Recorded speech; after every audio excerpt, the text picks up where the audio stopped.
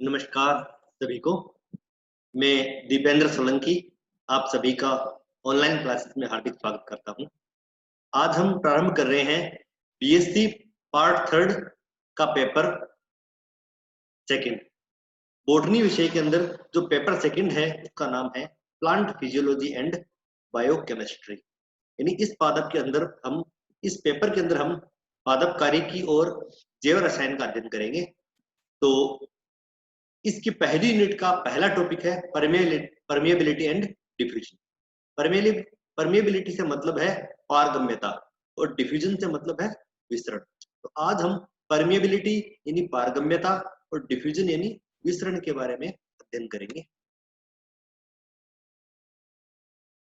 इसे समझने के लिए सर्वप्रथम हमें यह समझना आवश्यक है कि विलयन क्या होता है। पारगम्यता से पहले हम विलयन को समझने का प्रयास करेंगे। यहाँ पर एक छोटा सा एग्जांपल लिया मैंने कि यहाँ पर इस चम्मच के अंदर आप मान लीजिए यहाँ पर या तो नमक है या फिर चीनी है। चलो हम नमक मान लेते हैं। इस चम्मच के अंदर सोल्ट है और ये है इस बीकर के अंदर उपस्थित है पानी। हमने क्या किया, यह सोल्ट जो है नमक, इसे हमने पानी के अंदर मिलाया और इसे कुछ समय के बाद देखा कि यह नमक जो है पानी के अंदर पूर्ण रूपया घुल जाता है। तो यहाँ पर हमारे पास तीन शब्द निकल के आते हैं। पहला है सोल्यूट, दूसरा है सोलवेंट और तीसरा है सॉल्यूशन। बात करते हैं हम सॉल्यूशन की। सॉल्यूशन कहते हैं विलयन। विलयन का मतलब है किसी तरल पदार्थ के अंदर किसी पदार्थ को हम मिलाते हैं। यह पदार्थ किसी भी अवस्था में हो सकता है, गैस है, ठोस है, द्रव है। तो किसी तरल पदार्थ के अंदर किसी अन्य पदार्थ को मिलाने से जो हमें अंतिम परिणाम प्राप्त होता है उसे हम कहते हैं विलयन। जो हमें पदार्थ प्राप्त होता है इस पदार्थ को हम बोलते हैं विलयन बोलते हैं। अर्थात इस विलयन के अंदर, इस विलयन या सॉल्यूशन जो है इसके अंदर हमें दो चीजें मिलती है। एक है सोल्यूट और दूसरा है सॉल्वेंट। अब बात करते हैं सॉल्वेंट की। सॉल्वेंट को बोलते हैं हम विलायक। विलायक का मतलब होता है ऐसा पदार्थ जिसके अंदर किसी अन्य पदार्थ को हम घोलते हैं। यानी यह इसका आधारी मीडियम होता है, बेसिक मीडियम होता है। सामान्यतया यह पानी या कोई अन्य तरल पदार्थ होता है जिसके अंदर किसी अन्य पदार्थ को हम घोलने का काम करते हैं। तो किसी भी सॉल्यूशन का जो आधार भाग होता है जिसके अंदर किसी अन्य पदार्थ को हम घोलते हैं उसे कह देते हैं हम सॉल्वेंट या विलायक। और तीसरे प्रकार की जो मेन चीज है जिसे कहते हैं सोल्यूट या विलय। सोलवेंट के अंदर जिस पदार्थ को हम बोलते हैं उस पदार्थ को हम बोलते हैं सोल्यूट या विलय। सामान्यतया ये गैस भी हो सकता है, द्रव भी हो सकता है और ठोस भी हो सकता है। तीनों प्रकार के रूप के अंदर ये हो सकता है। यहाँ पर गैस के रूप में कार्बन डाइऑक्साइड और ऑक्सीजन आदि यह पानी के अंदर घुलनशील होती है। अगर हम द्रव के रूप में बात करें, द्रव के रूप में अगर बात करें तो बहुत सारे हैं, जैसे एल्कोहल है आदि जो है इस पानी के अंदर घुलनशील होते हैं। ठोस की बात करें चीनी और नमक आदि ये घुलनशील होते हैं। तो यानी विलय जो है ये गैस, द्रव और ठोस किसी भी रूप में हो सकता है जिसे हम विलायक के अंदर घोलने का कार्य करते हैं। विलायक सामान्यतया पानी या अन्य तरल पदार्थ होते हैं और इन दोनों के मिलने से बना हुआ जो फाइनल सब्सटेंस होता है, पदार्थ होता है, उसे हम सॉल्यूशन या विलयन कहते हैं। तो यहाँ पर हमारे पास विलयन से संबंधित हमने तीन शब्द पढ़े। ये तीनों शब्द जो है आगे हमारे पास कोशिका के संदर्भ में बहुत काम आएंगे, क्योंकि कोशिका के अंदर उपस्थित जीव द्रव्य जो है यह एक प्रकार का विलयन ही होता है। क्योंकि इस जीव द्रव्य के अंदर, पानी के अंदर बहुत सारे पदार्थ जो है घुलित अवस्था में होते हैं। यानी कोशिका द्रव्य को अगर हम विलयन मानकर चले तो इसके अंदर उपस्थित जो बेसिक पदार्थ विलायक जो होता है वह पानी होता है, जिसके अंदर बहुत अधिक प्रकार के सॉल्यूट्स, विलेय पदार्थ जो है ये घुले होते हैं। तो हमारी पूरी की पूरी कोशिका जो है इसके जीव द्रव्य को हम विलयन मानते हुए हम आज की क्लास में हम अध्ययन करेंगे।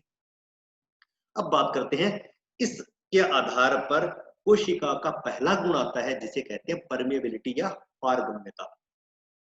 जैसा कि हमने पढ़ा था पूर्व कक्षाओं में कि प्रत्येक कोशिका जो होती है इसकी अगर परिभाषा की बात करें तो प्रत्येक कोशिका के अंदर जीव द्रव्य जो है वह एक झिल्ली से परिबद्ध होता है जिसे प्लाज्मा मेम्ब्रेन कहते हैं।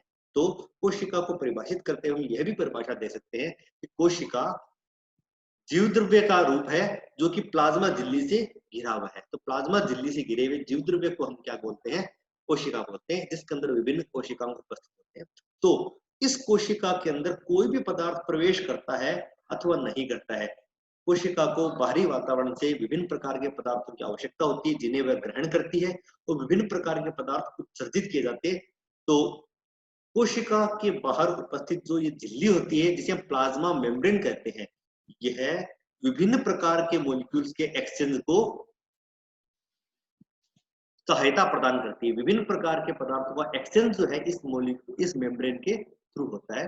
तो यह मेम्ब्रेन्स की प्रॉपर्टी होती है, परमेबिलिटी या पारगम्यता, यह झिल्लियों की प्रॉपर्टी होती है कि यह किन पदार्थों को जो है एक्सचेंज में सहायता प्रदान करती है और किन पदार्थ के एक्सचेंज को रोकने का काम करती है। तो पारगम्यता है झिल्लियों का एक विशेष गुण होता है जो विभिन्न पदार्थों को इसके आर पार जाने को में सहायक होती है। और इस पारगम्य के आधार पर झिल्लियां या मेम्ब्रेन जो है ये 4 प्रकार से होती है। पहली प्रकार की मेम्ब्रेन होती है इम्परमेबल। इम्परमेबल का मतलब अपारगम्य, यानी ये किसी भी प्रकार के पदार्थों के लिए पारगम्य नहीं है, किसी भी प्रकार के पदार्थों के एक्सचेंज को अलाउ नहीं करती है। दूसरे प्रकार के होते हैं परमेबल। परमेबल यानी पारगम्य, यानी ये सभी प्रकार के पदार्थों के एक्सचेंज को अलाउ करती है, कि किसी भी प्रकार के पदार्थ को नहीं रोकती है, सभी प्रकार के पदार्थ जो है इसके आर पार जो है गति कर सकते हैं। तीसरे प्रकार की जो सबसे महत्वपूर्ण मेम्ब्रेन है इसे कहते हैं सेमी परमेबल मेम्ब्रेन या अर्धपारगम्य झिल्ली। अर्धपारगम्य झिल्ली की सबसे इंपॉर्टेंट बात ये होती है इसके अंदर से केवल सोलवेंट या विलायक गुजर सकते हैं, किसी भी विलेय पदार्थ को यह अलाउ नहीं करती है, अर्थात केवल और केवल सोलवेंट इस मेम्ब्रेन को पार कर सकते हैं, इसके आर पार गति कर सकते हैं। किसी भी प्रकार का विलेय या सोल्यूट जो है इस मेम्ब्रेन के आर पार गति नहीं कर सकता। तो ये बहुत ही महत्वपूर्ण गुण है। सामान्यतया प्रकृति में सेमी परमेबल मेम्ब्रेन बहुत ही कम होती है। ये कुछ किडनी के अंदर जो मेम्ब्रेन पाई जाती है वो जो है सेमी परमेबल मेम्ब्रेन होती है। पार्चमेंट मेम्ब्रेन होती है वो भी सेमी परमेबल मेम्ब्रेन होती है, लेकिन प्रकृति में सामान्यतया हम ये बहुत ही कम मात्रा में पाई जाती है, इसे हम सामान्यतया कृत्रिम रूप से बनाते हैं। चौथे प्रकार की मेम्ब्रेन है जिसे कहते हैं सेलेक्टिवली परमेबल मेम्ब्रेन। जो प्लाज्मा मेम्ब्रेन होती है, प्लाज्मा झिल्ली होती है, ये सेलेक्टिवली परमेबल मेम्ब्रेन है, अर्थात इसके आर पार गुजरने वाले जो पदार्थ जो है वो उन मॉलिक्यूल्स के साइज पर डिपेंड नहीं करते हैं, बल्कि ये उन मॉलिक्यूल्स के रिक्वायरमेंट पर डिपेंड करते हैं।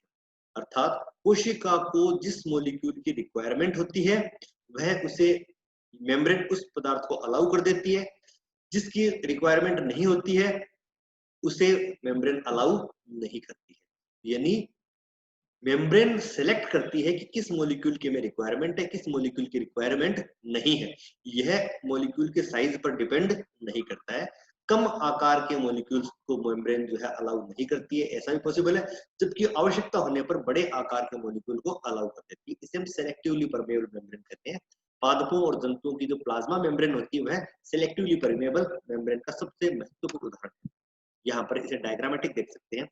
ये एक मेम्ब्रेन है जिसे इम्परमेबल मेम्ब्रेन कहते हैं। इसके एक तरफ यह सॉल्यूशन प्रेजेंट है, सॉल्यूशन के अंदर यह मेम्ब्रेन चूंकि इम्परमेबल है तो कोई भी पदार्थ जो है इस मेम्ब्रेन के आर पार इधर गति नहीं कर सकता। दूसरे प्रकार की मेम्ब्रेन है, यहाँ पर देखिए परमेबल।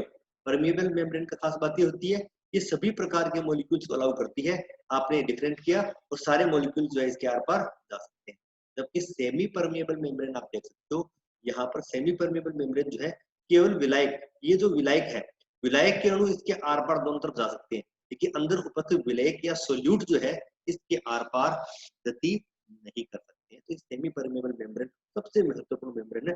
डायग्राम से बिल्कुल स्पष्ट है, विलायक के अणु इस मेम्ब्रेन के आर पार उपस्थित हैं, ये आर पार गति भी करते हैं, एक्सचेंज भी होता है। जबकि ये सोल्यूट जो दिख रहे हैं, ये सोल्यूट जो है मेम्ब्रेन की केवल एक तरफ मौजूद है, ये इस मेम्ब्रेन को पार करके दूसरी तरफ नहीं जा सकते।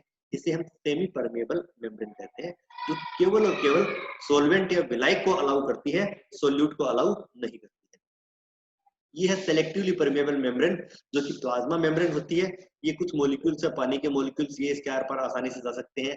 कुछ नॉन चार्ज मॉलिक्यूल है, ये इसके आर पार जा सकते हैं। कुछ बड़े मॉलिक्यूल्स है जो जिनका एक्सचेंज ये परमिट नहीं करते हैं। तो इस प्रकार से ये सिलेक्ट करती है किस प्रकार के मॉलिक्यूल्स को आदान प्रदान करना है, किसका नहीं करना है। ये कुछ प्रोटीन्स होते हैं, ये प्रोटीन्स जो है ये बड़े पदार्थों के बड़े मॉलिक्यूल्स को भी अलाउ करते हैं। तो मेम्ब्रेन जो है प्लाज्मा मेम्ब्रेन